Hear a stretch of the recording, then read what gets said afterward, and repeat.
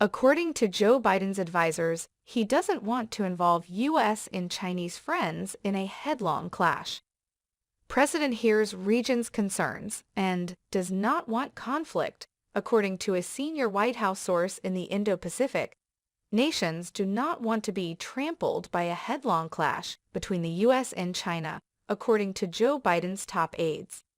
Senior White House National Security Council, NSC, officials said the U.S. president intended to give allies and other close partners breathing space to engage with China in a positive manner in a webinar with an Australian audience on Friday.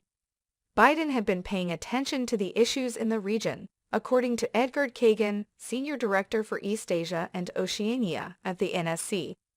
According to Kagan, the president is very focused on the fact that if we just try and cram our views down their throats, we cannot strengthen our relationships with allies and partners. That's not who he is, I said. Following the G7 conference last weekend in Hiroshima, Japan, when leaders expressed grave worries about China's activities in the region, Beijing has charged that the group was working together to smear and attack the country. However, Biden told reporters that the U.S.-China relationship would likely improve following the summit, adding that in terms of talking with them, I think you're going to see that thaw very shortly.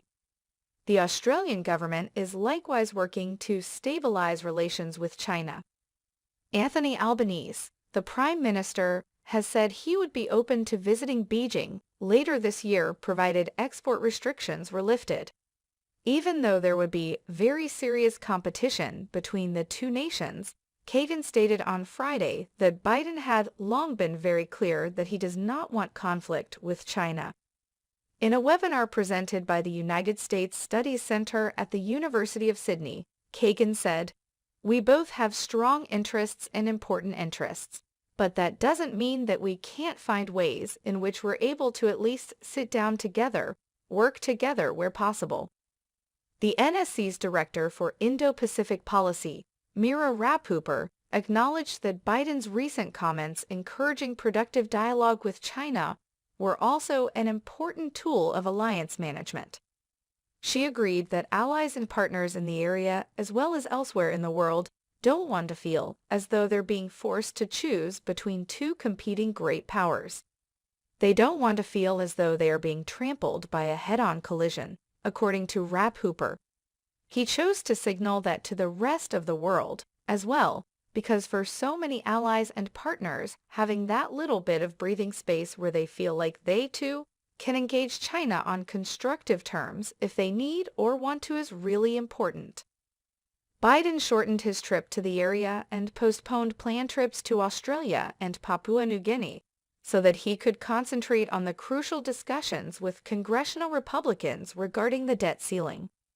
Due to this, the U.S., Japan, Australia, and India's leaders nevertheless convened in Hiroshima on Wednesday, despite the Quad Summit's scheduled cancellation in the Sydney Opera House.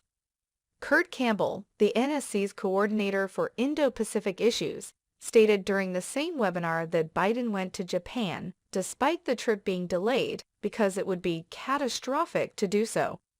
Campbell admitted that there were obvious concerns and worries about whether the Indo-Pacific could count on the United States to be a steady, predictable force in the region.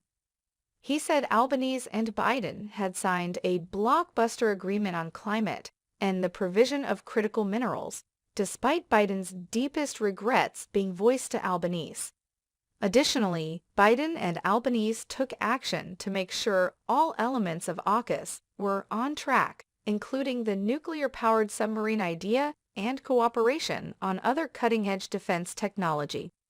According to a paper released on Friday by the Australian Strategic Policy Institute, the U.S.-Australian defense cooperation would grow in scope and complexity as a result of AUKUS and other actions.